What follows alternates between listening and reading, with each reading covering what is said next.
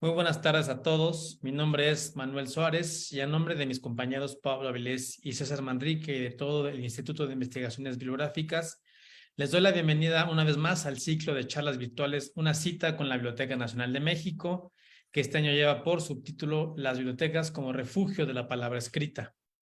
Damos las gracias a todos aquellos que han seguido y siguen este ciclo por la página del Facebook y otras plataformas de la Biblioteca Nacional de México. Antes de comenzar, los hacemos partícipes de algunos avisos. Para los que siguen esta transmisión en vivo a través de nuestro canal de Facebook, les recordamos que el registro de asistencia será a través del enlace que se compartirá en el chat de esta misma transmisión. El formulario estará vigente únicamente durante la charla. Podrán ser acreedores a la constancia digital de asistencia quienes hayan registrado su asistencia al 80% de las charlas. En cuanto a la participación del público, pueden hacernos llegar sus preguntas a través de los comentarios en la transmisión. Les pedimos realizar las preguntas concretas y apegadas a temas expuestos a la charla para propiciar el diálogo con el especialista. En esta ocasión, nuestra invitada es la directora de la Biblioteca Nacional de España, Ana Santos Aramburu, quien es directora de la Biblioteca Nacional de España desde marzo del 2013. Ella estudió Geografía e Historia en la Universidad de Zaragoza, así como un diplomado de Biblioteconomía y Documentación en el Centro de Estudios Documentales del Ministerio de Cultura Español. Su carrera profesional la llevó de la biblioteca de la Universidad de Zaragoza a la de la biblioteca de la Universidad Complutense. Entre 1993 y 2001 fue vicedirectora de la biblioteca de la Universidad Complutense, impulsando el desarrollo y aplicación de nuevas tecnologías de la información de la biblioteca. De 2003 a 2007 fue directora de la Biblioteca Histórica Marqués de Valdecilla, también de la Universidad Complutense, en donde se encuentran los fondos patrimoniales bibliográficos universitarios. De 2007 a 2011 tuvo a su cargo la Dirección de Acción Cultural de la Biblioteca Nacional de España, cargo en el que llevó una política de acercamiento entre la biblioteca y la ciudadanía mediante exposiciones, conferencias y otro tipo de actividades. Durante su gestión también vio la luz el Museo de la Biblioteca Nacional de España. En 2011 fue nombrada directora de la Biblioteca Nacional de España, cargo en el que ha impulsado el depósito legal digital. Señora directora, sea usted bienvenida y le damos la palabra para escucharla con atención. Muchas gracias. Bueno, muchas gracias en primer lugar por esta invitación. Me siento muy honrada por poder cerrar este acto, este ciclo, con este acto, con esta conferencia. Y para mí, como digo, es un honor que me hubiera gustado mucho estar presencialmente en México, un país que no conozco todavía y al que espero poder viajar lo antes posible. En mi charla hoy voy a compartir pantalla porque voy a compartir un PowerPoint y, como decía, mi charla hoy va a consistir, vamos a ver, aquí está, va a consistir en explicar este nuevo escenario en el que estamos trabajando desde hace ya años las bibliotecas nacionales en relación con todos los recursos digitales y los contenidos que disponemos para crear y generar un nuevo conocimiento. Un trabajo que ya sé que la Biblioteca Nacional de México lleva emprendido también hace bastante tiempo y que les está llevando a desarrollar investigaciones muy significativas en el Instituto de Estudios de Investigación al cual pertenecen algunas de las personas que están ahora mismo escuchando este ciclo. Agradecer, no lo he dicho antes y lo tengo que decir ahora, al doctor Pablo Mora esta invitación y también el trabajo magnífico que está desarrollando como presidente de Avinia, de la Asociación de Bibliotecas Nacionales Iberoamericanas, y desde luego un trabajo que es fundamental para muchos proyectos en colaboración que estamos llevando a cabo todas las bibliotecas nacionales del espacio iberoamericano, que sin duda compartimos una historia y un patrimonio común. Y tenemos unos referentes culturales que nos sitúan en el mismo lugar, de los que todos nos sentimos parte, ¿no? Esto es muy importante tenerlo en cuenta. Y en esto tienen una misión fundamental las bibliotecas nacionales. Las bibliotecas nacionales no son, a fin de cuentas, más que los depósitos del saber de los distintos países. aquello que las personas han sido capaces en algún momento determinado de la historia de los países de crear, de soñar y de dejar en algún tipo de soporte. Son los depósitos del saber, los depósitos del conocimiento y los depósitos de la creación de los diferentes países. Y esto otorga a las bibliotecas nacionales una misión trascendental en los distintos países. Traigo aquí, en esta diapositiva, la misión de la Biblioteca Nacional de España, que recoge su ley reguladora, una misión que es la misma que cualquier otra biblioteca nacional y que nos otorga a estas instituciones una enorme responsabilidad, porque es el centro depositario del patrimonio bibliográfico y documental español, en este caso, pero como digo, esto es para todos los países, que se produce en cualquier tipo de soporte o medio. Y su misión es conservar, incrementar, gestionar y facilitar su acceso a toda la ciudadanía y a las generaciones futuras. Tenemos que tener en cuenta que esta descripción, que puede en un momento dado parecer tan sencilla o tan elemental, realmente entraña una enorme complejidad, porque no debemos olvidar que la historia de las colecciones de las bibliotecas nacionales es ni más ni menos que la historia de los soportes del conocimiento. Los soportes del conocimiento y su evolución han ido marcando la formación y la gestión de las distintas colecciones de las bibliotecas nacionales, con toda la complejidad que eso conlleva de adaptación a ese nuevo soporte, de preservación de esos nuevos soportes, garantizando su integridad y además la necesidad de facilitar el acceso a toda la ciudadanía y a las generaciones futuras. Aquí ya nos metemos en un tema mucho más complejo que cuando hablamos sobre todo de temas de preservación digital, que luego tocaré un poquito más despacio. Y las bibliotecas nacionales conservan estas colecciones a través de sus leyes, la ley fundamental, la ley clave, el pilar de las bibliotecas nacionales de los distintos países, que es la legislación de depósito legal. La legislación de depósito legal de la Biblioteca Nacional de España es una legislación muy antigua, que se remonta casi a los primeros años de la fundación de la Biblioteca Nacional. Estamos hablando, el primer antecedente lo podemos encontrar en el año 1716, pero que desde entonces se ha tenido que ir adaptando a las distintas circunstancias, como decía antes, de producción y de generación del conocimiento y de la evolución de sus soportes, hasta llegar al año 2015 a una adaptación de esta legislación a través de una regularización del depósito legal electrónico.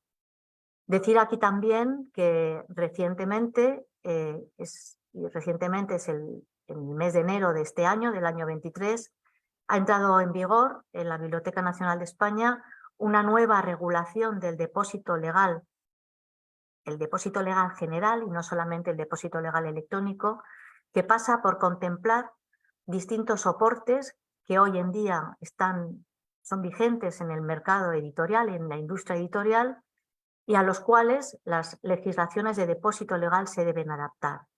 Y cuando hablo de esto me refiero a la edición bajo demanda, por ejemplo, me refiero también a los nuevos soportes de creación como pueden ser los videojuegos, y me refiero también a todo lo que son las publicaciones electrónicas, ya reguladas previamente a través del depósito legal electrónico con una regulación específica, pero que ahora se contemplan de manera más concreta y extensa en esta nueva ley de depósito legal. Hablamos, y ya me voy a referir, me van a permitir que me refiera, porque es lo que más conozco, a la Biblioteca Nacional de España, pero como digo, esto puede totalmente equiparable a cualquier otra biblioteca nacional. La Biblioteca Nacional de España tiene más de 300 años de historia. Se fundó en el año 1711 por el primer monarca de los Borbones, de la dinastía borbónica, Felipe V, que le tocó reinar en España después de venir de la Francia ilustrada y pensó que le había tocado mandar regir a un pueblo especialmente iletrado, y entonces pensó que podía ser una buena idea que su propia biblioteca, la Biblioteca Real, estuviese abierta a todos los ciudadanos. Este es el origen de la Biblioteca Nacional de España.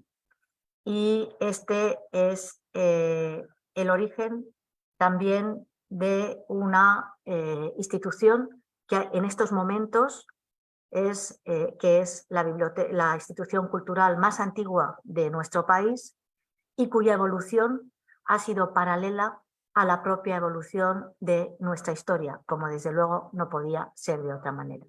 Voy a pasar muy brevemente por las colecciones que se conservan, las colecciones impresas, digo muy brevemente, y es simplemente para dar una idea del volumen y del valor de lo que aquí se guarda, ¿no? Obviamente, al igual que el resto de las bibliotecas, conserva una variedad de colecciones que pasa desde los manuscritos, los primeros manuscritos, hasta el depósito legal electrónico, hasta las publicaciones digitales. Y estas son las cifras que en estos momentos tiene la colección de la Biblioteca Nacional de España en relación también a los grabados, dibujos, fotografías y mapas, como digo, todo tipo de materiales que en algún momento de nuestra historia, de la historia, han sido el soporte de alguna clase de creación. También, y esto también fue un momento de adaptación de las colecciones, una muy extensa colección de música, especialmente destacable la de registros sonoros, que en algunos casos ya está incluso digitalizada en una parte de la colección y que se puede escuchar a través de la Biblioteca Digital Hispánica. He traído aquí algunas grabaciones, pero por no perder tiempo, algunas grabaciones además en relación también con la cultura mexicana, pero por no perder tiempo voy a pasar por esto más rápido porque luego sí que hay otros temas que ver. Pero me quiero detener un minuto también hablando de la importancia de los archivos personales. Cuando hablamos de archivos personales, en este caso la Biblioteca Nacional de España tiene 109, pero están creciendo continuamente, me refiero a esos documentos que son el producto de la generación, de la creación y del pensamiento de una persona.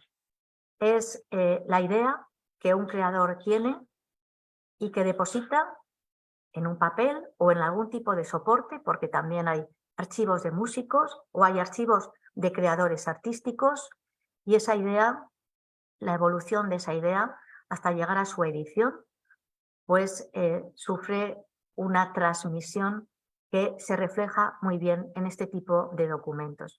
Estos archivos son muy vulnerables a su conservación. Significa que son materiales de difícil conservación en muchos casos y luego también de difícil valoración, porque en muchas ocasiones no se valora o no se tiene en cuenta el enorme valor que pueden tener para la investigación histórica.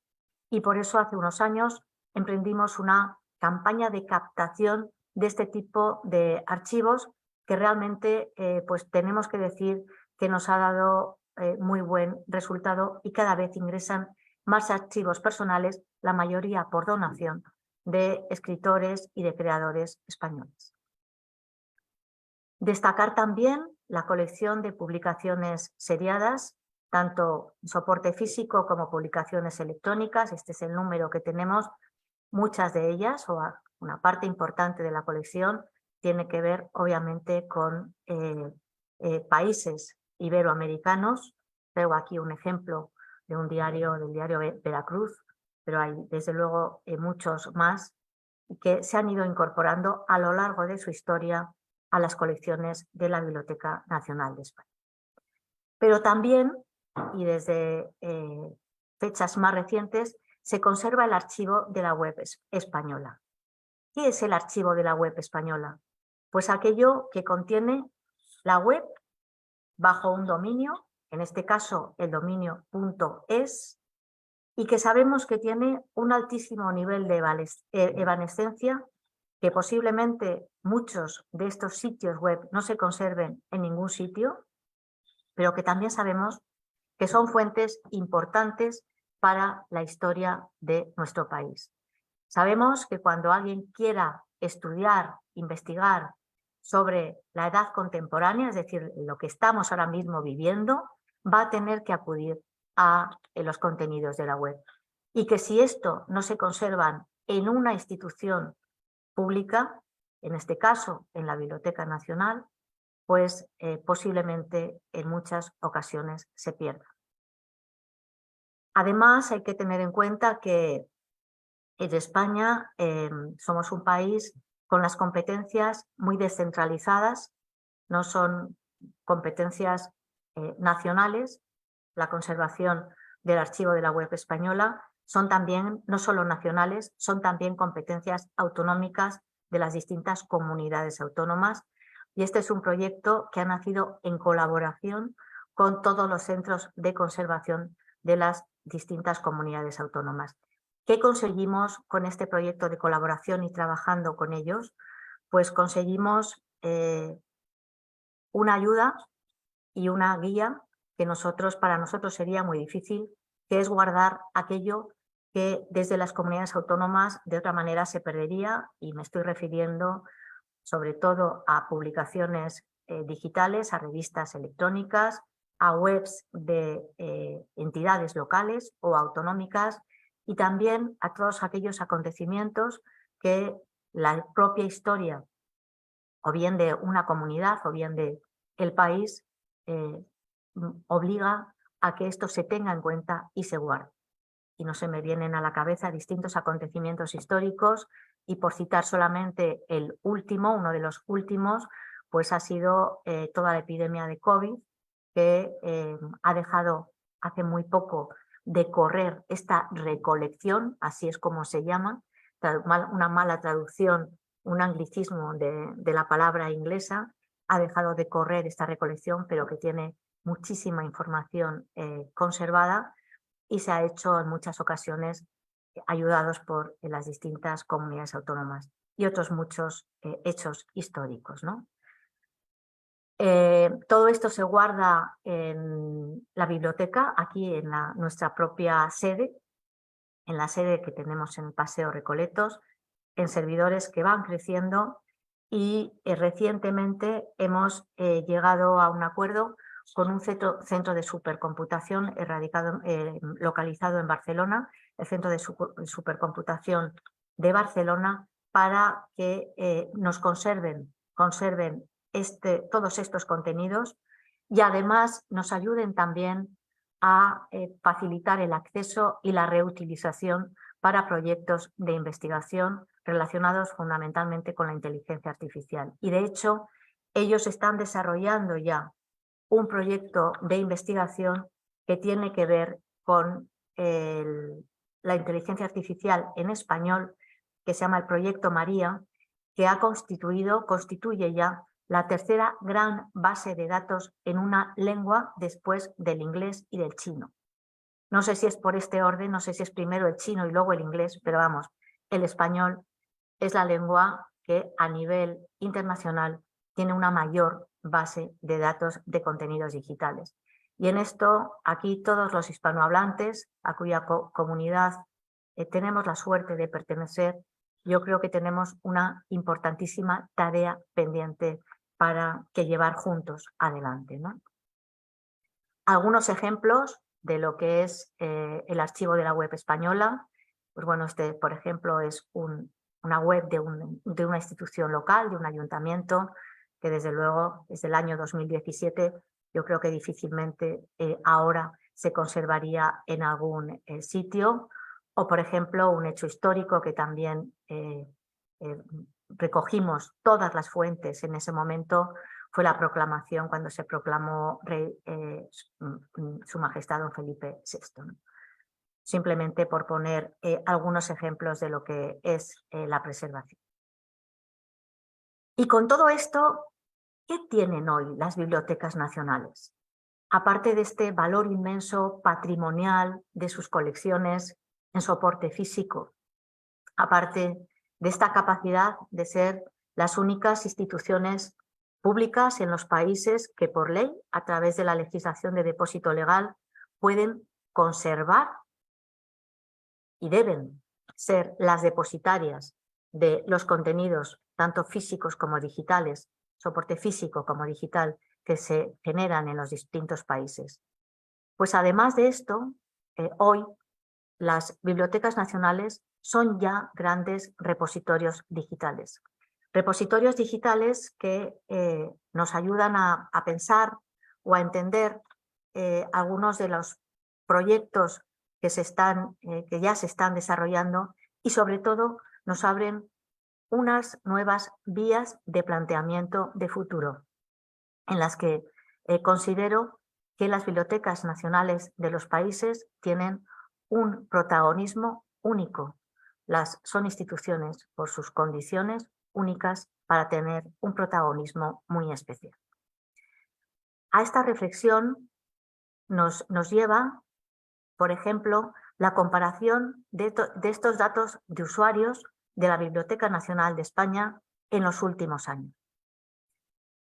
Observamos desde hace bastantes años cómo de manera sistemática la tendencia de descenso de los préstamos en salas, de los libros, las revistas, la música, los grabados, es decir, de cualquier objeto físico, cualquier ejemplar físico en las salas de lectura y de investigación va descendiendo. Es una tendencia imparable en los últimos años y en cambio es también imparable el incremento de documentos descargados. Y podemos ver frente a los, y lo marco aquí, 1.400.000 y pico préstamos en salas, se han descargado más de 80 millones de documentos. Cuando hablamos de documentos descargados, no son solamente consultados o vistos, es que se han descargado en los ordenadores de las personas que los han visto, es decir, los han utilizado, les interesaban para algo. Y frente a los 710.870 usuarios en salas, han sido más de 18 millones, casi 18 millones y medio de usuarios de la Biblioteca Digital Hispánica y la Hemeroteca Digital, nuestras principales herramientas digitales, sin contar los usuarios que han utilizado y están utilizando ya otros tipos de herramientas. Y a la vez hemos observado también otra tendencia que es evidente y es clarísima, como la demanda de personas que quieren asistir, que quieren venir a la Biblioteca Nacional a aprender, pero de otra manera.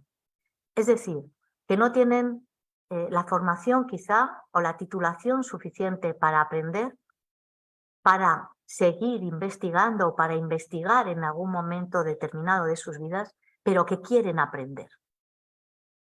Y los asistentes a las actividades culturales pues han superado los 2.200.000 personas en los últimos años. Es decir, bastantes más que las personas que vienen a nuestras salas de lectura. Y esto nos lleva a pensar qué hacer.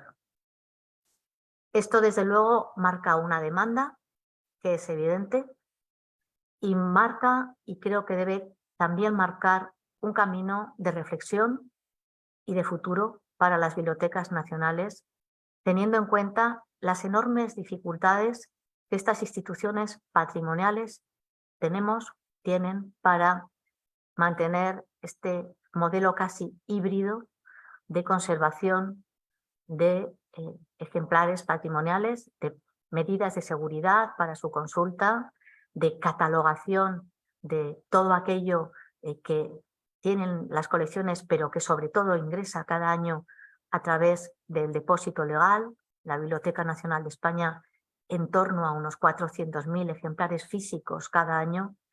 Y como digo, este modelo complejo de gestionar híbrido entre esto y a la vez pensar en que hay que innovar, que hay que investigar y que hay que pensar también tecnológicamente dónde nos lleva el camino. Y una de las cosas a las que nos lleva es a poner todos nuestros contenidos digitales y nuestros datos como un servicio básico de apoyo a la investigación. Fundamentalmente la investigación en humanidades. Esas investigaciones que muchas veces se puede pensar que carecen de un sentido economicista en esta sociedad tan hipercapitalista en la que estamos viviendo, pero que desde luego tienen un valor cultural único y que desde las bibliotecas nacionales tenemos la obligación de fomentar y de apoyar en todo lo que podamos. ¿De qué manera? Pues obviamente poniendo todos nuestros contenidos, nuestros datos, desarrollando herramientas y creando aquello que se llama comunidad. Es decir, un lugar donde los distintos grupos de investigación, los distintos y los diferentes grupos de usuarios se pueden sentir cómodos porque sienten que el espacio, ese espacio físico, pero también ese espacio virtual, les es amable, es suyo y pueden trabajar con él.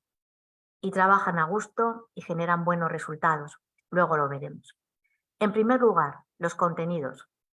Hemos hablado ya de lo que son los grandes contenidos de la web española, pero no hemos hablado de las dos grandes herramientas que son la Biblioteca Digital Hispánica, BDH, y la Hemeroteca Digital. Aquí se conservan grandes colecciones digitalizadas de toda clase de materiales. No solamente libros o revistas, también aquí tenemos las colecciones, atlas, colección artística, cantorales, cartas náuticas, dibujos, grabados, etcétera, etcétera. También música, aquí hay música reproducida con listas de reproducción sonoras que realmente son muy sorprendentes.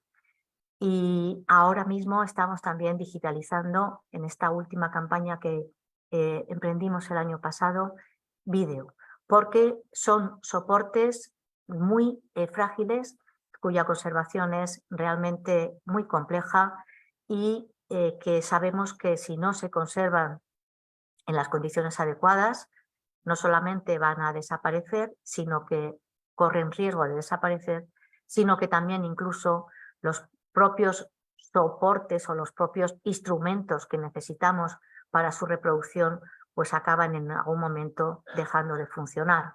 Y por eso la digitalización de este tipo de sonido o de audio es una garantía no solamente de conservación, sino también para poder facilitar su acceso. Pero también la hemeroteca digital, que conserva la prensa española digitalizada, la prensa española y la prensa histórica digitalizada. Como decía al principio, hay mucha prensa de países iberoamericanos cuyas colecciones se pueden completar y de hecho se completan con la editada allá, y que además esta herramienta en concreto busca a través de reconocimiento óptico de caracteres en todos los textos impresos y es una herramienta de búsqueda muy cómoda y bastante fácil de manejar para cualquier investigación histórica que tenga como fuente la prensa, y son muchas, especialmente cuando estamos hablando en concreto de la historia española del siglo XIX, el momento en el que la prensa fue no solamente un instrumento de difusión de ideas, sino también de creación de opinión, en el que participaban los principales escritores y también los políticos españoles, ¿no? Pero también las bibliotecas nacionales disponen de grandes cantidades de datos. Estas grandes cantidades de datos proceden de su propia misión, fundamentalmente de la catalogación del depósito legal, una catalogación histórica que lleva a crear catálogos bibliográficos inmensos donde estos datos tienen son de distintos tipos y pueden tener además distintos tipos de finalidades. Y en concreto me gustaría referirme a este trabajo de control que se hace en las bibliotecas, especialmente en las bibliotecas nacionales, que es el control de autoridades. Ese esfuerzo tremendo por normalizar las diferencias que tienen los nombres de las personas, los títulos o las entidades, un esfuerzo histórico que ha llevado a crear unos grandes conjuntos de datos normalizados. Esto es muy importante tenerlo en cuenta porque ayuda a poder encontrar realmente la persona, la materia, la entidad, lo que quieres estar buscando y no da lugar a equívocos. Y si da lugar a equívocos es más sencillo luego subsanarlos, ¿no? Poder encontrar de verdad cuál es la fuente de autoridad necesaria para que los trabajos de investigación se puedan hacer con rigor. Estos datos están en un formato abierto a través de un portal, el portal de datos bibliográficos de la Biblioteca Nacional de España, que además es un portal que además de contener los datos bibliográficos, todas las obras, por supuesto, perfectamente descritas, los enlaces con las herramientas digitales, también aportan un poco más de información sobre algunos autores, lo que también ayuda a poder localizarlos, poder referenciarlos y facilita bastante los trabajos de investigación.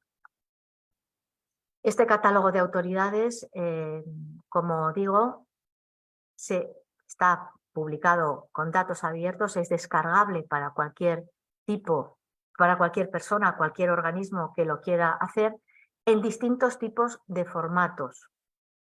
Formatos que son los que ahora mismo, bueno, pues los formatos normalizados con los que habitualmente se trabaja y que son muy útiles a la hora de cruzarlos con otras bases de datos que contienen otros tipos de datos y que pueden dar lugar o facilitar muchísimo las investigaciones que sean.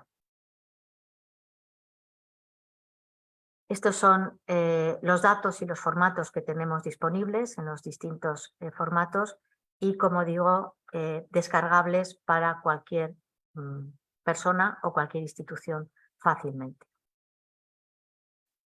Pero también estamos trabajando en generar conjuntos de datos y contenidos limpios. Limpio significa que cuando se colocan los textos digitalizados en las herramientas digitales, no están lo suficientemente limpios como para poder realizar con ellos trabajos de investigación. Trabajos muchas veces de comparación o son ilegibles en otras ocasiones, ¿no? Y para esto nos está ayudando bastante la conversión a formato EPUBs de una parte todavía modesta, pero es algo que vamos a impulsar, de una parte de nuestros textos digitalizados. Porque con esto sí que no solamente se facilita la labor de lectura, por supuesto, porque es descargable y legible en cualquier tipo de soporte, sino también la labor de investigación filológica que se llevan a cabo con estos textos. Aquí algunos ejemplos de algunos libros ya convertidos a EPUB, pero son ya miles de títulos los que tenemos colgados, se descargan a través de la Biblioteca Digital Hispánica y son desde luego libres de acceso y gratuitos para cualquier persona que quiera. Es también importante destacar que todos ellos son escritos por autores en dominio público. Si no fuesen autores en dominio público, obviamente no los podríamos poner libres a disposición de cualquier persona, no podrían estar libres colgados en Internet, pero son textos que están en dominio público. Y con esto, con toda esta gran cantidad de datos, de información y con una colaboración directa con los grupos de investigación con los cuales tenemos continua comunicación para facilitarles su tarea y sobre todo para que nos digan qué es lo que esperan de nosotros, en qué están trabajando, qué es lo que necesitan. Hay muchas ocasiones en las que tenemos posibilidad de digitalizar masivamente colecciones y abrimos en la web una llamada a los grupos de investigación para que nos digan qué quieren, qué necesitan, qué es lo que mejor les vendría para sus trabajos de investigación. Con esto se crea comunidad. Y hace unos años desarrollamos también una herramienta, una plataforma de trabajo colaborativo, un trabajo abierto y distribuido sobre las colecciones digitales de la Biblioteca Nacional. Esta foto en nuestra pantalla que pongo aquí ya es antigua y solamente había en ese momento 8 proyectos, ahora hay muchos más colaboradores, hay muchas más allá. Son muchísimas más contribuciones las que tenemos y esto, además de ayudarnos a nosotros para completar datos y ayudarnos en la labor de identificación de algunas colecciones que con nuestros medios y con nuestros conocimientos no lo podemos hacer, además de esto también ayuda a profesores en su tarea docente para involucrar a sus estudiantes en trabajos de colaboración, como por ejemplo transcripción de documentos, de manuscritos en algunos casos, o trabajos de colaboración de identificación de determinados colectivos, ¿no? Y pienso, por ejemplo, en las traductoras. Se ha hecho un trabajo importante de identificación de traductoras, una labor que habitualmente no suele estar en las portadas de los libros, antiguos sobre todo me refiero, y se ha hecho un trabajo colectivo de investigación y hay otros muchos más ejemplos, ¿no? Esta comunidad se crea pues a través de distintas vías que son vías a través de las cuales colaboramos con los distintos grupos de investigación. Por supuesto, apoyando todos sus proyectos, siempre que aparece una convocatoria pública de ayudas a la cual hay que presentar proyectos de investigación que tienen que ver con nuestras colecciones. Apoyamos, difundimos, hablamos con ellos, con los grupos, organizamos jornadas en torno a los temas que tienen que ver con esos resultados de investigación, incluso también exposiciones que tienen que ver con los resultados de la investigación. Trabajando también de esta manera en esa necesaria labor de transferencia del conocimiento que se debe hacer desde las universidades hasta la sociedad. Y en esto también destaco la labor que se está haciendo desde la Biblioteca Nacional de México para apoyar y favorecer la generación de un nuevo conocimiento a través de los proyectos y los trabajos de investigación. Algunos ejemplos de resultados de los ya muchos que hay, por ejemplo, este portal sobre Lope de Vega y el Teatro del Siglo de Oro. Decir también que este grupo de investigación, utilizando los textos digitalizados de la colección de teatro, ha descubierto ya el tercer inédito de Lope de Vega, que hasta ahora estaba catalogado por nuestra parte como una obra anónima, puesto que era una copia, no era un autógrafo, obviamente eso es fácilmente identificable, pero no era un autógrafo de Lope, era una copia sin autor, la teníamos catalogada como anónimo, pero bueno, las sospechas de si era una nueva obra de teatro de Lope o no existían, y a base de poder comparar los textos digitalizados y a base de introducir los algoritmos con el conocimiento filológico necesario para que den el resultado que debían dar,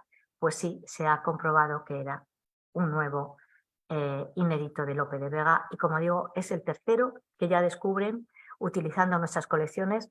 Como saben, No sé si habrá entre el público algún investigador especializado en teatro de siglo de oro. La producción fue tremenda, se generaron muchísimos textos, algunos impresos, otros simplemente manuscritos, que se utilizaban de manera un poco sin darle la importancia que tenían en las representaciones teatrales, y que se copiaban una y otra vez y que no se ponía el autor, ¿no? Bueno, pues ya piensa este grupo que posiblemente se vayan a descubrir nuevos inéditos, tanto de Lope de Vega como posiblemente de otros autores, ¿no?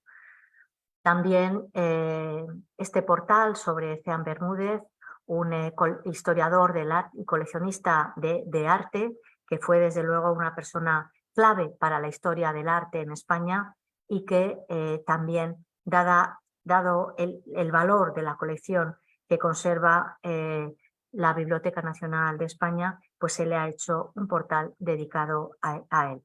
Y en esto, a medida que los grupos vayan trabajando y vayan desarrollando sus resultados de investigación, nosotros también vamos a seguir trabajando de su mano.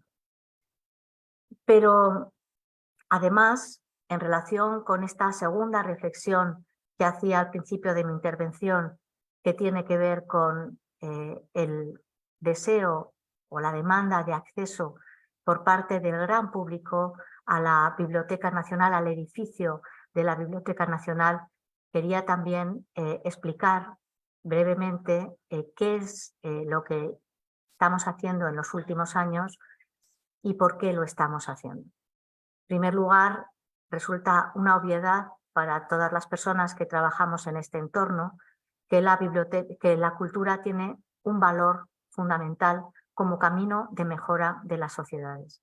Esto que para quienes, como digo, trabajamos en un entorno relacionado con la cultura, relacionado con la investigación y con el conocimiento, es una obviedad, pero quizá no sea tan obvio para la gran parte de la población, a la cual también nos debemos dirigir. Y pensamos que esto teníamos que hacérselo saber. De alguna manera a ellos les debía llegar que lo que en las bibliotecas nacionales se conserva, es decir, ese inmenso valor que supone la capacidad de creación y de pensamiento de hombres y mujeres posiblemente mejores que nosotros, capaces de dejarlo en un soporte y que se conserva en una institución para que otras personas puedan acceder a estas colecciones, y que a base de esto los mejoren estas ideas, este inmenso valor también se tenía que devolver de otra manera, que no fuese solamente la investigación a la sociedad. Y aquí iniciamos hace unos años un proyecto al que denominamos Biblioteca Nacional, BNLab, el laboratorio de la Biblioteca Nacional de España, que bueno, lo que pretende fundamentalmente es explicar que el conocimiento se puede convertir en mucho más. Y traigo un brevísimo vídeo que espero que se pueda ver. Ahora mismo lo estoy abriendo. Aquí lo tenemos, un vídeo explicativo de lo que es este proyecto. Nacional de España. Está aquí. Y aquí. Y aquí. También está aquí. Y aquí. Y aquí. Llevamos cientos de años custodiando el conocimiento en todos sus formatos. Somos conservadores, restauradores, archivistas y bibliotecarios. Doctora, Hemos ayudado a estudiosos e investigadores a aprovechar ese saber. Se han logrado grandes cosas gracias a nuestra labor. Pero el conocimiento es de todos. A favor de Somos todos creando. volver Todos a debemos intentar. poder acceder a él y hacerlo nuestro, recreándolo. Ese es ahora nuestro objetivo. Desde el año 2000 hemos digitalizado millones de páginas y seguimos a un ritmo de miles por día. Ese proceso está dando sus frutos. Miles de investigadores e interesados usan nuestras webs todos los días. Pero queremos que llegue a más lugares. Queremos que el conocimiento se convierta en mucho más, que mute, que abone y que haga brotar cosas nuevas. que esté en todas partes y que sea todo lo que hacemos. Cualquiera pueda reutilizarlo para crear algo nuevo. Doctora, ¿me escucha? Cultura, tecnología y sociedad. Y se crea una economía más fuerte. Sí, nos hacemos mejores. Este edificio era la Biblioteca Nacional. Ahora es solo su sede física. 300 años después estamos volviendo a construir un edificio. Pero esta vez está en todas partes y sus ladrillos son digitales. Los cimientos también son nuevos. Divulgar, fomentar la reutilización con recursos y herramientas digitales y ayudar a que nuevos públicos y comunidades aprovechen los miles de años de conocimiento que hemos sabido guardar. Puede parecer un edificio invisible, pero en realidad es el que más se va a ver. Porque en él estaremos todos.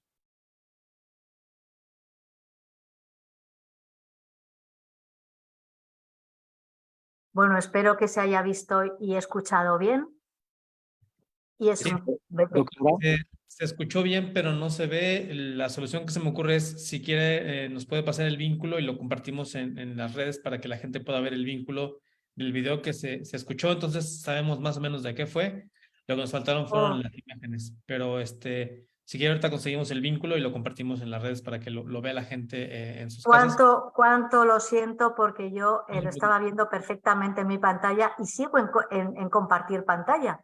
Sí, sí vimos que puso compartir la pantalla desde el principio, pero bueno, la mayoría de la gente ve el video de forma posterior, entonces podemos poner el vínculo para que la gente acceda al video sin ningún problema. Vale, yo lo que pasa que desde aquí tendría que dejar, bueno, ¿cómo es lo que queréis que os lo mande, Manuel? ¿Está en la red del video que vio o lo tiene solamente usted ahí en su computadora? Está aquí. Ese es el link, ok. Ahorita Este es el compartimos. link. Perfecto. Muchas gracias. Ahorita compartimos el link, no se preocupe, lo ponemos en los espacios. Muchas gracias. Voy a compartir algún otro. Lo que pasa que en este caso no tengo el link. Pero bueno, vamos a ver cómo lo podemos hacer. Y si no, pues tampoco hace falta compartir vídeos. Luego os los mando. El siguiente video, favor, tendría que dejar de compartir ahorita esta pantalla y primero poner su video en arrancarlo y ponerle pause, y ya cuando ponga compartir le va a salir una pantallita que dice abajo, una barra que dice compartir audio y video, para que le dé clic ahí cuando le aparezca en la pantalla. Bueno, como es un poco complicado, yo creo que os lo... Sí, sí. Vamos a seguir, si os parece, vamos a intentarlo y me decís cuando llegue cómo lo hacemos, ¿vale? De acuerdo. Muchas gracias. Seguimos. Vamos a seguir. Ya además tengo aquí un chico estupendo que me va a ayudar en caso de que algo aquí falle. Así que yo creo que el siguiente lo van a poder ver bien.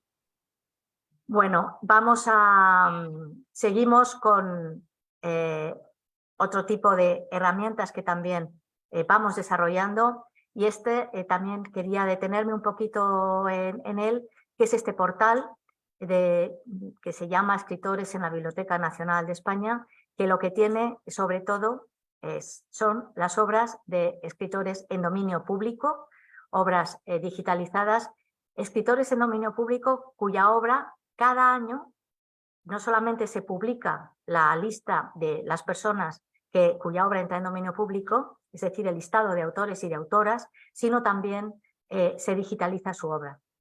Esto está favoreciendo mucho la industria editorial, fundamentalmente la industria de pequeños editores, editoriales pequeñas, que utilizan estos contenidos en dominio público para retomarlos y reeditar esas obras de autoras tan emblemáticas. Tenemos aquí a Emilia Pardo Bazán, por ejemplo, pero hay otras, hay muchas más. Otra herramienta que también estamos desarrollando dentro de este laboratorio de ideas es esta dedicada a el apoyo a la docencia en centros de enseñanzas medias, colegios e institutos. Sabemos que los recursos que se utilizan para hacer los trabajos en las clases son se buscan fundamentalmente en Internet, con lo cual es muy importante que los estudiantes sepan que existen otras fuentes que a lo mejor son más fiables que lo que se encuentra en Internet. Trabajamos en esto no solamente para fomentar su curiosidad intelectual, su capacidad de búsqueda de recursos, sino también contra la cantidad enorme de desinformación que ahora mismo está en Internet. Y aquí voy a poner otro vídeo y me van a ayudar a hacerlo para que salga todo tecnológicamente bien. Un momentito, En poco tiempo, vamos a dejar de compartir esto y aquí directamente la pantalla.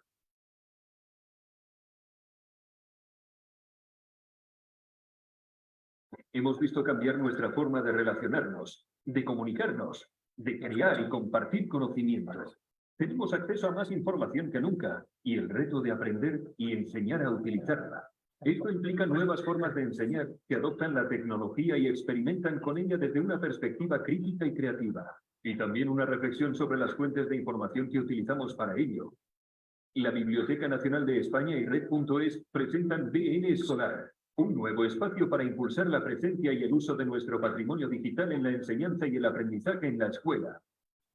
Aquí podrás acceder a más de 600 documentos de la biblioteca organizados por edades y disciplinas. Además, hemos elaborado distintos tipos de recursos como ejemplo e inspiración de cómo se pueden utilizar estos fondos en el aula. Y las secuencias didácticas profundizan en distintas áreas temáticas y ofrecen guías para profesores y alumnos, sugerencias metodológicas, propuestas de actividades y todos los recursos necesarios para ponerlas en práctica. También puedes poner a prueba tu ingenio con nuestros desafíos interactivos. Resuelve nuestro juego de escape o demuestra tus conocimientos en el juego de preguntas utilizando tu dispositivo móvil. Aprende a crear tu propio manuscrito iluminado o un collage en los talleres prácticos que proponemos. Otra forma de acompañar los contenidos del currículo educativo es la que ofrecen los vídeos, que te acompañan con una guía metodológica. Por último, puedes crear un espacio propio, Mi BN Escolar, donde organizar recursos, conexiones personalizadas y conectar con la Migrant, una herramienta para crear contenido geolocalizado, juegos de preguntas y participar en los proyectos de otros usuarios. Te invitamos a compartir tus propias creaciones para ampliar los contenidos y crear comunidad. Te animamos a hacerlo tuyo y compartirlo. Este es el punto de partida de BN Escolar. Una invitación a la colaboración, a encontrar nuevas alianzas entre patrimonio y educación, entre instituciones de la memoria y centros de enseñanza. BN Escolar. Descubre, crea y comparte. Ya se está viendo esto, lo cerramos. Arrastra esto un poquito a la izquierda. Pinchale aquí y arrástralo a la izquierda. Y ahora ya con la X. Vale. Perfecto. Ahora se ha visto, ¿verdad? Y se ha escuchado. Menos Sí, mal, sí, porque hay que sí. hacer bastantes operaciones previas. Eso es. Bueno, esta herramienta que arrancó hace unos años, como decíamos, para colegios e institutos, para la escuela, ha tenido un gran éxito y son ya, pues, muchos, son miles los profesores de toda España que se apuntan a los cursos que damos de capacitación para ellos.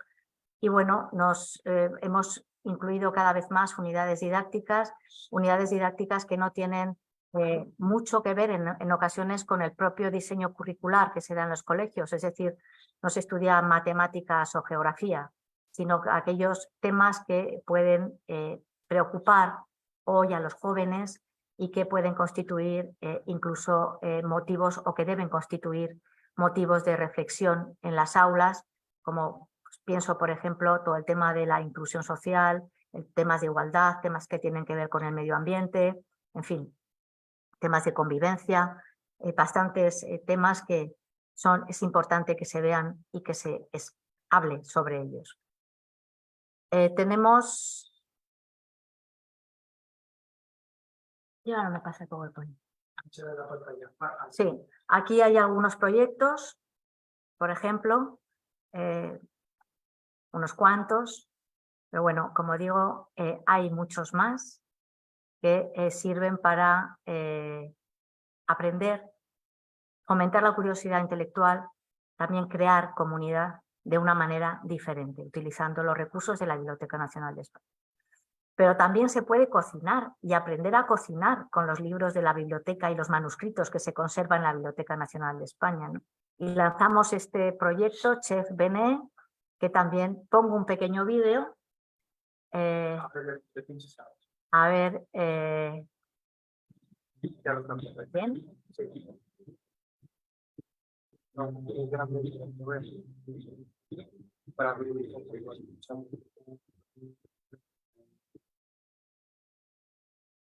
Se ve, pero no se escucha.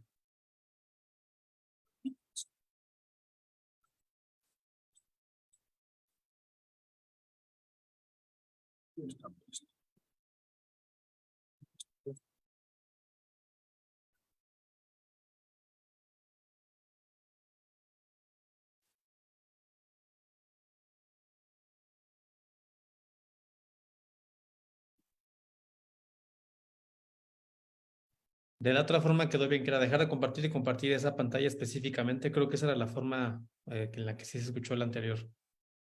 Sí, pero ¿se ha visto por lo menos? Sí, sí se vio. Bueno, pues algo es algo. De todas maneras, mandaremos los vídeos también por si se quieren colgar en algún sitio. Muchas gracias. Nada, muchas gracias.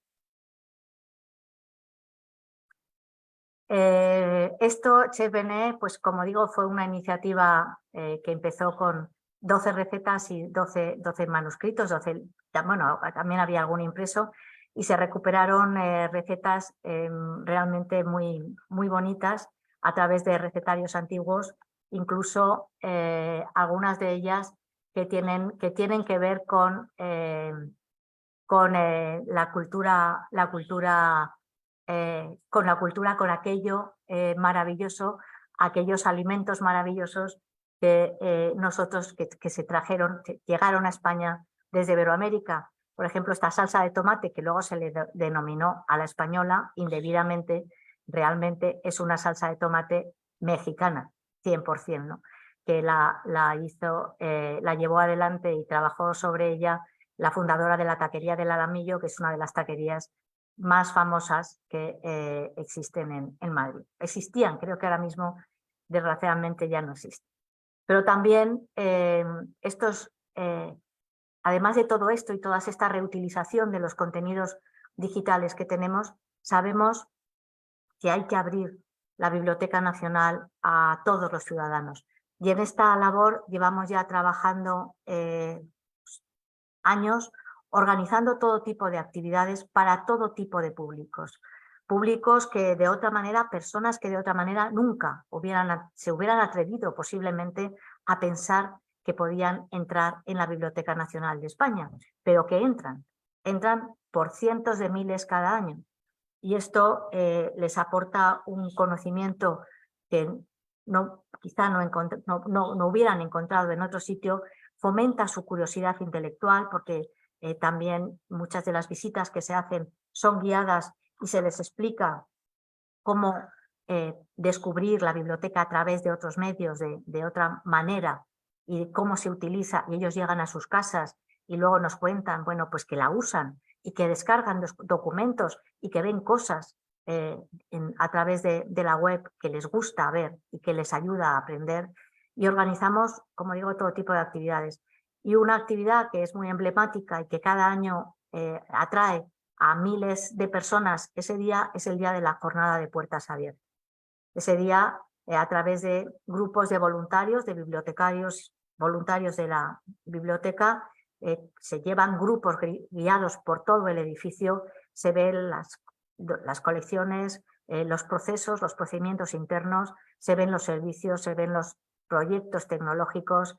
Y bueno, es algo que es muy atractivo para todos los ciudadanos, cosa que nos gusta hacer. Y también desarrollar otro tipo de actividades que bueno, también han tenido un gran éxito, a los que la Biblioteca Nacional de México se suma habitualmente, que es, por ejemplo, el Día de las Escritoras. Este día, que es el primer lunes después de la muerte, del día de la muerte de Teresa de Jesús, que suele ser hacia mitad del mes de octubre, y que en cada país y en cada lugar se lee el mismo día textos escritos por mujeres que bajo un lema o sin ningún lema, pues algunas más conocidas y otras menos, nos ayudan a recordar la obra de todas esas mujeres que, como digo, en muchas ocasiones, al menos en España, ha sido muy poco reconocida hasta épocas muy recientes.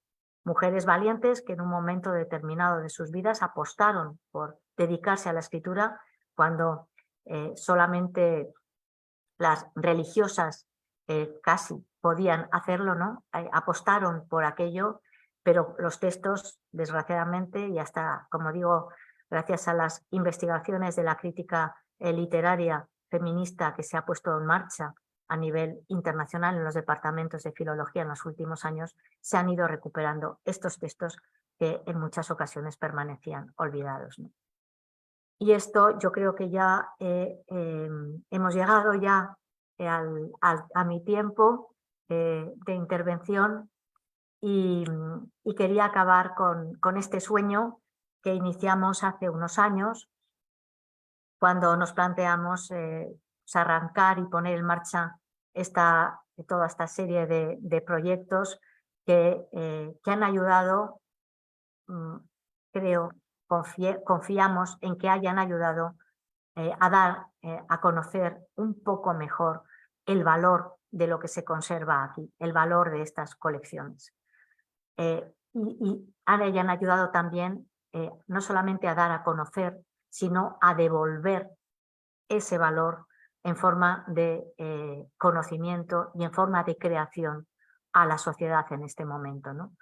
En un momento en el que la generación de conocimiento y la transmisión de las ideas se ve condicionado por la evanescencia de los contenidos digitales, en una sociedad que desde luego piensa, aprende, crea y cuenta de forma muy distinta a la de hace unos años, forma distinta que además evoluciona no solamente de manera imparable, sino de manera rapidísima. Adaptarse a la evolución nos resulta prácticamente imposible, pero aunque estemos todavía lejos y cada día nos sorprendan los nuevos avances, sí que tenemos que saber que tenemos que tender a responder, debemos responder a la sociedad en relación a lo que está esperando de las bibliotecas nacionales.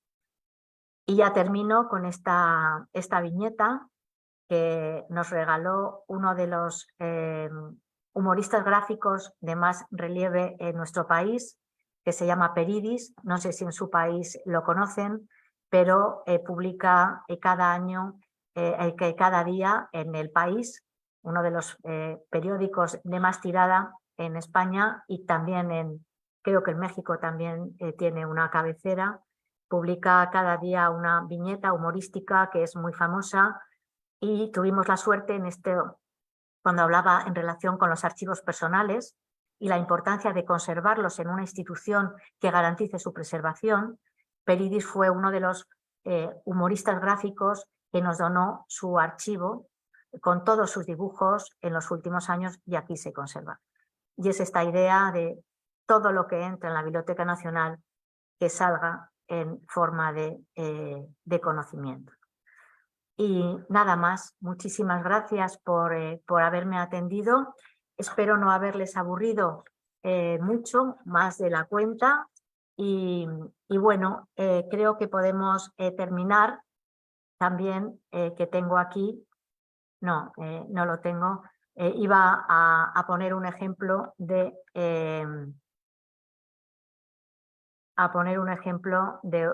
una, a ver si lo puedo encontrar, de una canción disponible en nuestra biblioteca digital hispánica, que es una un son huatesco llamado La Chiquitita y para que puedan ver cómo se escucha. Vamos a ver si esto sí que se escucha. Tampoco. Un momentito. Vamos a pasar a ver si conseguimos escucharlo, porque creo que es una manera bonita de terminar estas palabras.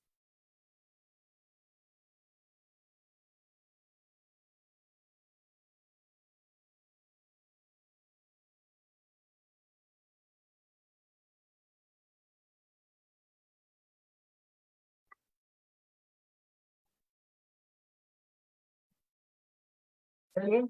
¿Se oye?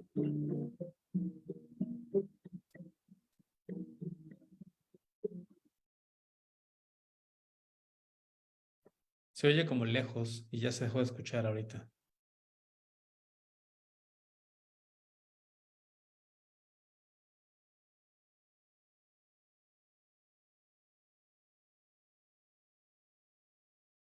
Se dejó de escuchar. Simplemente un ejemplo, nada más. Sí.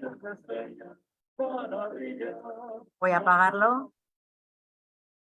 A ver dónde lo encuentro. Uy.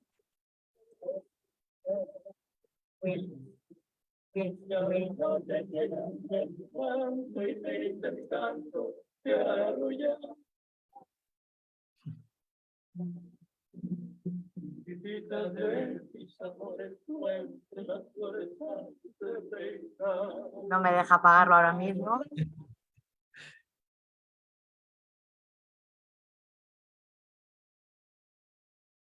Es curioso lo de la tecnología, ¿eh?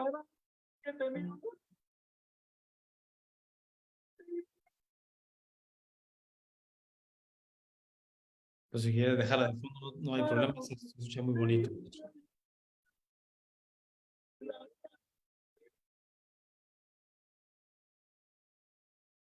Sí, sonaba como un Ya son está. huasteco, algo así.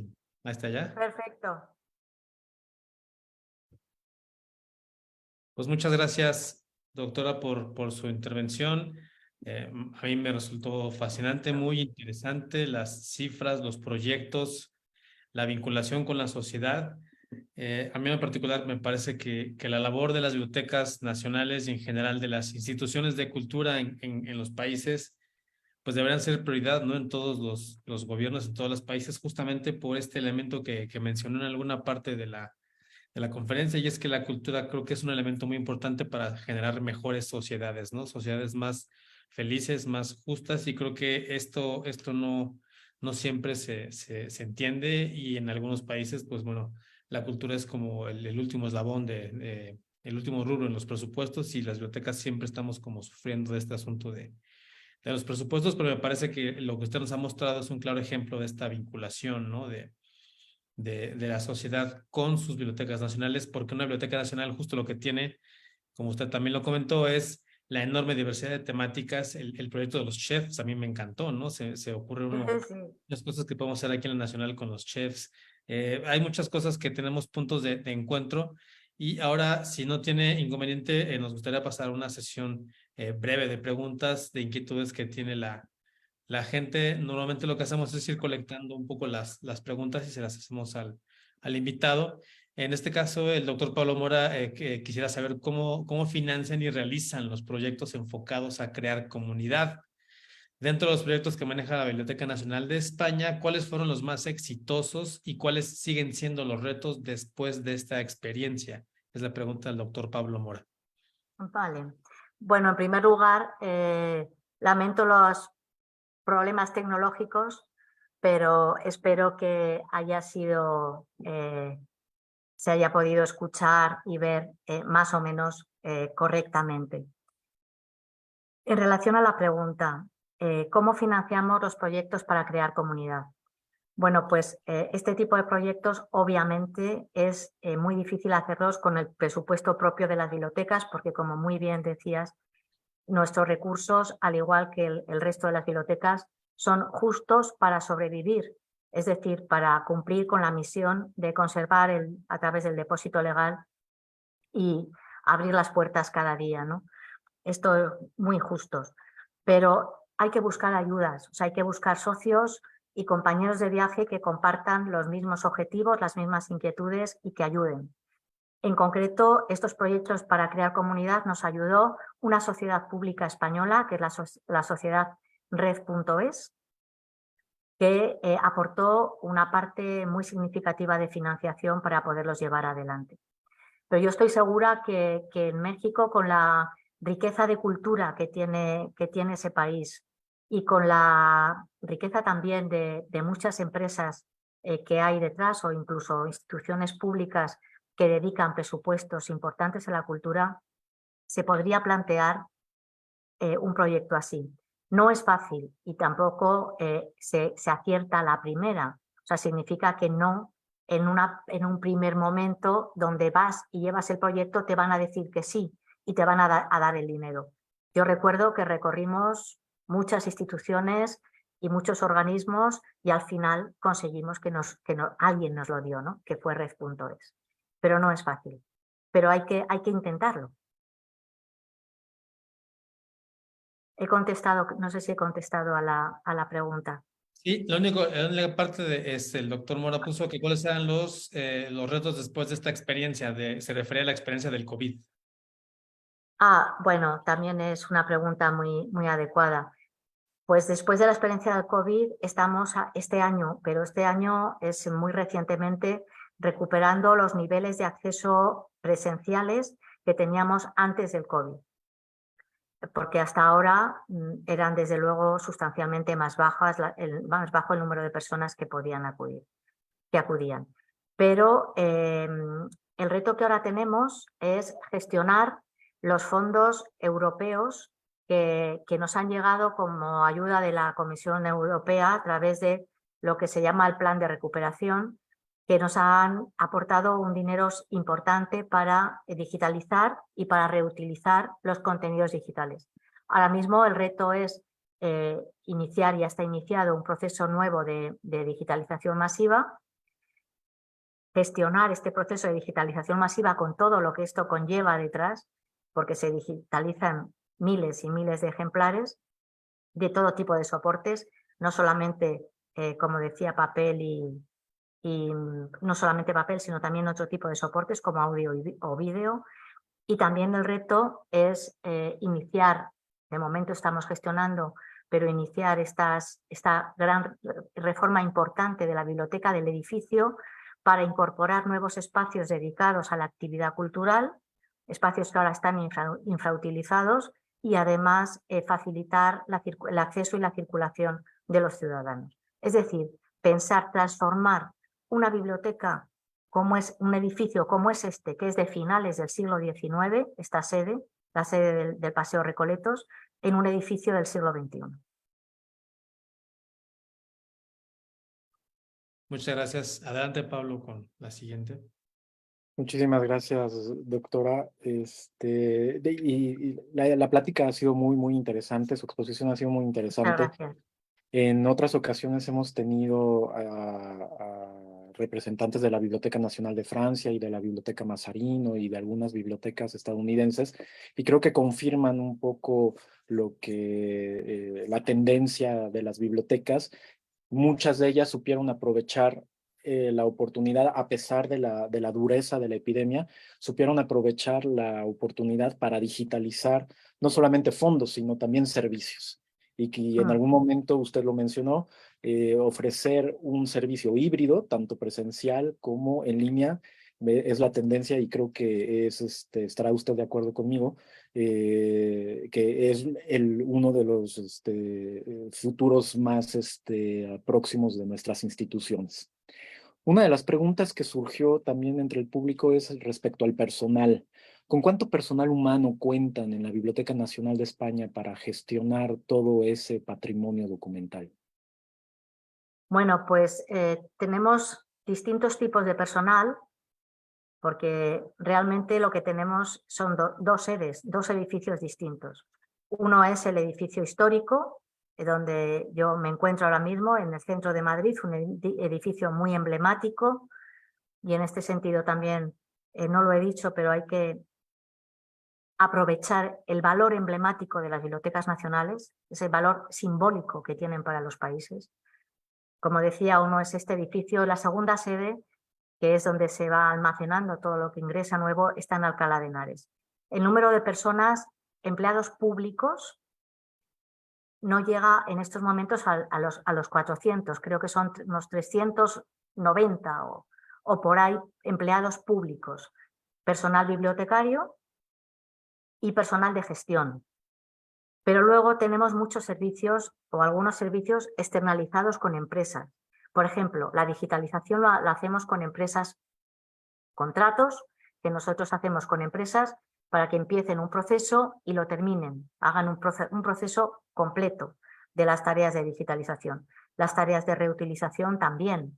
Tenemos también externalizadas otras tareas que son, pues, por ejemplo, la seguridad, el mantenimiento, la limpieza. O sea, estos no son empleados públicos. Entonces son diversos contratos que se van haciendo los distintos años. Pero empleados públicos, como digo, en torno a las 400 personas. Los empleados públicos ingresan por oposición, es decir, unas pruebas que se tienen que demostrar que tienen la capacidad suficiente para poder hacer determinadas tareas. Y no es fácil acceder a esto. Muchas gracias, doctora. Otra pregunta que tenemos es si podría usted detallar quiénes están obligados a hacer el depósito legal en la Biblioteca Nacional de España según la ley y cuál es la tasa de cumplimiento de esta ley. Pues están obligados los editores. Editores en cualquier tipo de soporte, no solamente libros. Quien edita un disco, quien edita un DVD o quien edita un videojuego. Los videojuegos los hemos introducido como una novedad, no se me ha olvidado decirlo antes, pero como una novedad en la nueva ley de depósito legal. Estos son los editores que tienen que tener su residencia en España, quienes tienen la obligación de depositar. El nivel de cumplimiento, desde luego, no es el 100%, pero es un nivel de cumplimiento bastante alto, porque sí que saben que tienen que hacerlo. Es más, en la nueva ley de depósito legal, otra de las novedades es también que el editor tiene que depositar el preprint que utiliza para la edición, el soporte informático, el archivo que utiliza para editar, ¿no? Y entró en vigor en el mes de enero de este año y ya nos han depositado, el número exacto no lo tengo en la cabeza, pero en torno a unos 1000 y pico publicaciones de algo que es muy novedoso para los editores. Cada día cada vez que editan, tienen que entrar en los servidores y depositarnos su preprint, ¿no? O sea que hay un nivel de cumplimiento bastante satisfactorio. ¿Y cuántos ejemplares se depositan, doctora? Y también, ¿cuáles servicios ha implementado la Biblioteca Nacional de España para facilitar el depósito legal? Pues se depositan dependiendo los distintos tipos de materiales. Creo que tengo incluso cerca, bueno, voy a decir los datos un poco de memoria, pues pueden ser en torno a unos 180, 190.000 ejemplares de libros impresos. Se depositan unos 23.000 y pico títulos de prensa y revistas, de lo que son publicaciones periódicas. Se deposita un número también bastante significativo de discos. Y aquí un dato importante que nos llama también la atención: ha crecido el depósito de número de vinilos, este soporte de disco antiguo que cambió por el CD y demás, pues ahora está volviendo el vinilo. Sí. Se depositan también DVDs, se depositan también mapas, partituras musicales, en fin, toda clase de materiales. Y en cuanto al depósito del libro electrónico, que también se depositan, lo que llamamos publicaciones nacidas digitales, pues se depositan las cabeceras de la prensa española, en torno a unas 230, 240 cabeceras de periódicos y revistas digitales, algunos de ellos diariamente, es decir, diariamente nos van depositando. Y luego los libros electrónicos, pues depende del año, porque en ocasiones pues los editores lo que hacen es, lo reúnen y hacen un depósito anual, ¿no? Pues es un número muy similar, aunque no es tan alto, al de los libros en papel. ¿Y cuántas copias debe depositar cada editor de cada uno de sus libros Pues físicos? debe depositar 2 copias. 2 copias en la biblioteca. Y luego depositan también en las distintas comunidades autónomas, porque como decía antes, las competencias están transferidas. Entonces tienen que depositar en Madrid, o sea, en la Biblioteca Nacional de España como depósito estatal, y luego en su comunidad autónoma cada uno que esté erradicado, en Cataluña, en Aragón, en Andalucía, donde vivan. Muchas gracias por la respuesta. También tenemos una pregunta de Miriam Peña sobre este proyecto que a mí también me encantó, la Ven Escolar. Me parece que es un súper proyecto. Me parece que desarrollar una sociedad de lectores y de gente que ame los libros es desde los niños, ¿no? Entonces me parece que este proyecto está muy bien, está increíble. Entonces la pregunta específica de Miriam es ¿cuánto costó en horas, labor, técnica pedagógica la creación de la biblioteca donde la Ven Escolar y si tiene algunos datos sobre la cantidad de usuarios? Pues no puedo decir el número de horas exacto porque este proyecto lo lleva directamente la responsable, que es Mar Pérez Morillo, la directora de la División de Procesos y Servicios Digitales. Pero lo que sí que puedo contar es que fue un proyecto de colaboración entre bibliotecarios y pedagogos y profesores.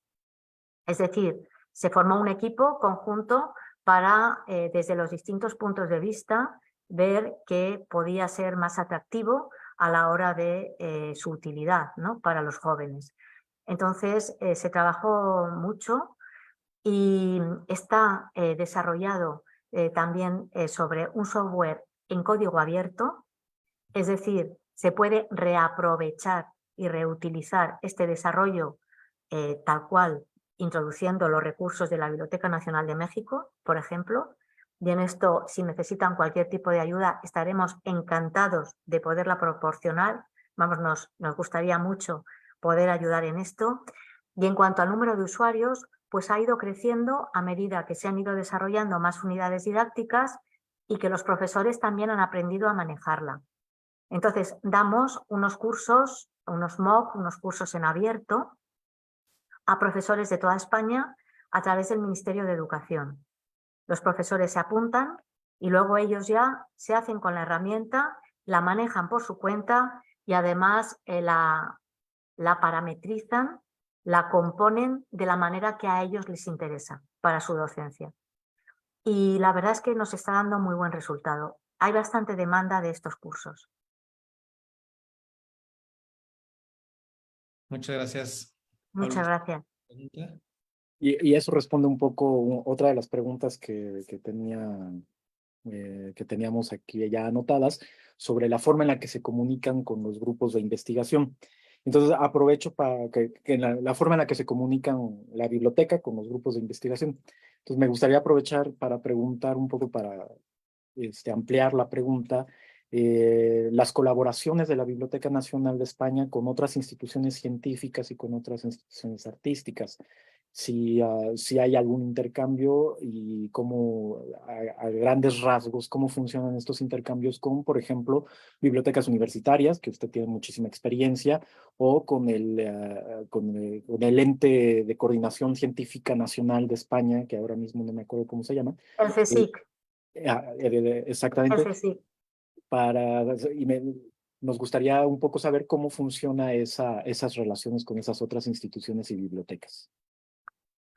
Pues en la primera parte de la pregunta, en relación con los grupos de investigación, habitualmente los investigadores son usuarios de la biblioteca. Es decir, utilizan las colecciones de la Biblioteca Nacional para sus trabajos de investigación. Entonces, cuando se convoca desde el Ministerio de Universidades ayudas para el desarrollo de proyectos de investigación, se reúnen, se forman los grupos, que muchas veces son multidisciplinares y pertenecen a distintas universidades, e incluso son grupos donde hay pues, filólogos, pero también hay informáticos, porque desarrollan bases de datos y herramientas informáticas, ¿no? Y entonces, bueno, pues el proyecto tiene un objeto de investigación y nos piden ayuda, nos piden apoyo. Y nosotros, cuando este proyecto tiene algo que ver con las colecciones de la Biblioteca Nacional, es decir, van a utilizar colecciones para desarrollarlo, les apoyamos. Y les apoyamos proporcionándoles las imágenes digitales. Si no tenemos digitalizado los ejemplares que ellos van a usar, los digitalizamos y todo el apoyo que podemos desde aquí, el apoyo informático, apoyo por supuesto por parte de los bibliotecarios y lo que sea, y luego la difusión. O sea que con los grupos tenemos una comunicación bastante fluida y todos los grupos que se acercan, cuyo objeto de investigación, repito, son las colecciones, les apoyamos. Y luego en relación con las relaciones con otros organismos de investigación o de generación de conocimiento, pues tenemos mucha relación. Primero con las bibliotecas universitarias a través de una red que se llama Revium, Red de Bibliotecas Universitarias, en la cual se encuentran asociadas todas las bibliotecas universitarias españolas. Con Revium hemos hecho varias cosas. En primer lugar, proporcionarles los datos del catálogo de autoridades. Es decir, estos datos en abierto que son tan importantes y tan necesarios a la hora de catalogar. El proceso de catalogación es el más caro de las bibliotecas. Entonces, tener ya los datos normalizados y poderlos cargar directamente en sus bases de datos, en los distintos formatos, pues ayuda mucho. Nosotros les proporcionamos nuestras autoridades que ellos siguen. Luego, también colaboramos con ellos, o ellos colaboran con nosotros, mejor dicho, a la hora de decirnos o pedirnos qué fuentes son fundamentales que se tienen que conservar a través del depósito legal electrónico para la ciencia. Para qué sitios son fundamentales que se deben conservar. Y o bien los conservamos, o bien trabajamos con ellos en algo que la ley, es un Real Decreto en este caso, de depósito legal electrónico tiene previsto, que es que se conviertan en repositorios seguros. Tienen que cumplir una serie de características técnicas para garantizar la preservación y la no desaparición de esos repositorios científicos. Y en esto trabajamos con ellos bastante, con Revium. Y con el CSIC, con el Instituto Superior de Investigación Científica, que es otro gran organismo de investigación, hacemos algo parecido.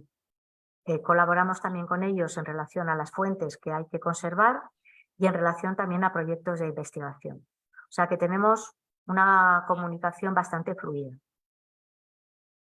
Y luego otra cosa muy importante, que sí que es una idea, bueno, algo que empezamos a hacer hace algunos años, que es ofrecer a la Biblioteca Nacional como lugar para que los estudiantes puedan hacer sus prácticas.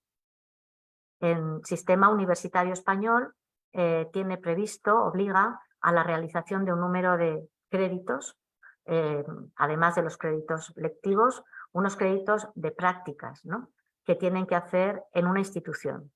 Y nosotros hemos firmado convenios, creo que son con 17 o 18 universidades españolas, para que los estudiantes puedan venir a hacer aquí sus prácticas. Y no son solamente estudiantes de filología o de historia o de geografía, son de disciplinas muy variadas, desde diseño, ciencias de la información, audiovisual, ¿qué más viene? Pues fotografía, por ejemplo. O sea, cualquier tipo de estudio que tenga algo que ver con la biblioteca, con las colecciones de la biblioteca, pueden aquí realizar sus prácticas y nos ayudan también mucho.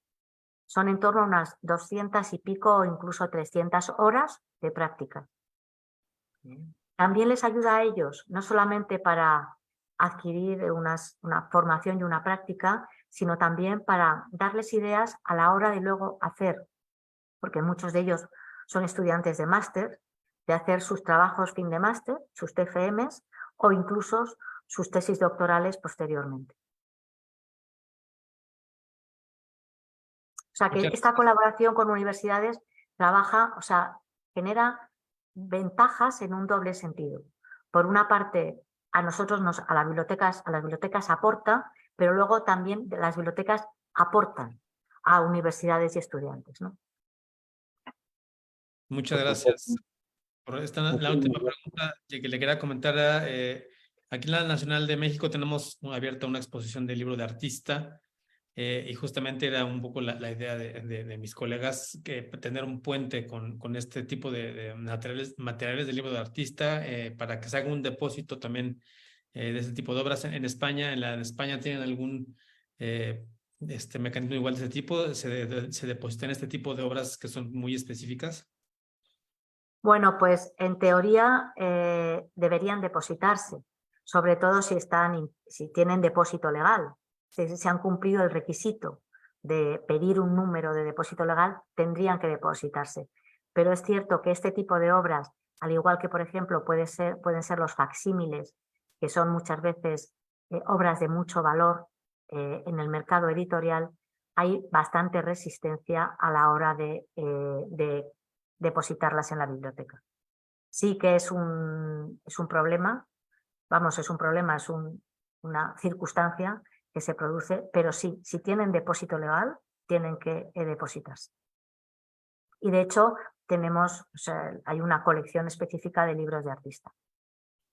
Son preciosos, además. Muchísimas gracias, doctora Santos. Varias veces durante su exposición habló de transformar la biblioteca, una biblioteca que además, como usted lo mencionaba, es bastante vieja, es bastante antigua, tiene muchísima historia, fundada en 1711. Y que además de cierta manera tiene muchísima presencia en países como los nuestros, de América Latina, por toda la influencia y por toda la historia junta que tenemos España y América Latina. La pandemia, obviamente, supongo que, no tengo pruebas, pero tampoco tengo dudas, supongo que la Biblioteca Nacional de España la tuvo que sortear de muchísimas maneras y con muchísima creatividad. Y me gustaría pedirle alguna reflexión breve sobre el papel de la biblioteca en la sociedad como refugio de la lectura y cómo salió adelante durante estos terribles años y su proyección hacia el futuro. Pues muchas gracias, porque la verdad es que es una pregunta muy bonita y que nos ha hecho reflexionar en muchas ocasiones.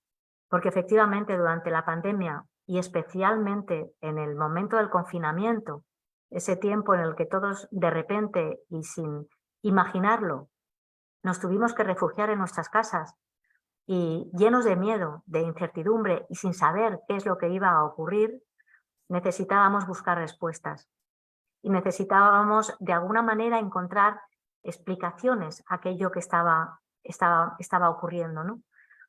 Y nos refugiamos en la belleza, nos refugiamos en esa cualidad sublime del ser humano que nos hace mejores, en ese don que solamente algunas personas tienen y que nos permite contemplar el mundo de otra manera.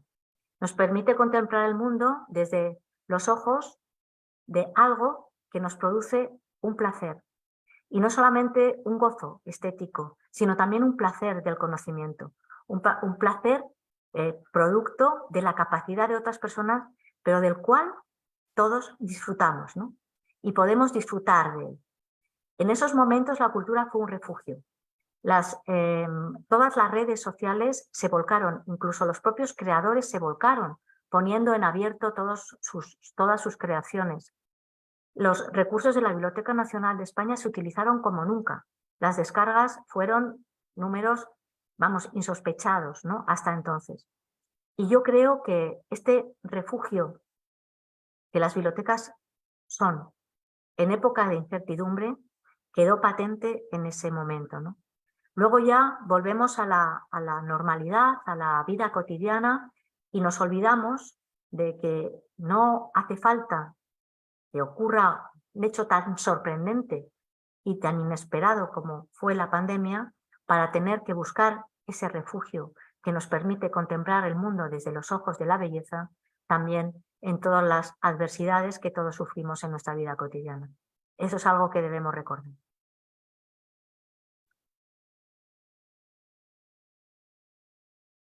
Muchas gracias, doctora. Con esto damos por concluido. Sabemos que en España ya es de noche, no queremos ser muy abusivos con su tiempo, entonces damos por cerrada la sesión. Agradecemos a la doctora Ana Santos, directora de la Biblioteca Nacional de España, su participación en esta ilustrativa charla. Agradecemos también a todos los ponentes de este ciclo: Consuelo Sáizar de la Fuente, Alberto Mangel, Cristina Dondi, Jan Sordet, Frédéric Bavier, y al público que nos acompañó en la transmisión y a lo largo de este ciclo y que nutrió el diálogo con sus preguntas y sus comentarios. También agradecemos el trabajo del equipo del Instituto de Investigaciones Bibliográficas que hicieron posible que estas emisiones tuvieran lugar, en particular a Ana María Romero, Giselle Cosío Colina y a Guillermo Gómez Aleta por el apoyo en la transmisión de este tercer ciclo, y al doctor Pablo Mora, que fue también el que gestionó este cierre con usted, doctora. Le agradecemos mucho también al doctor Pablo Mora. Y pues esperamos que el próximo año nos veamos en la 4ª edición de este ciclo de conferencias, una cita con la Biblioteca Nacional. Nos vemos el próximo año, esperemos. Gracias a todos por su participación. Muchas gracias.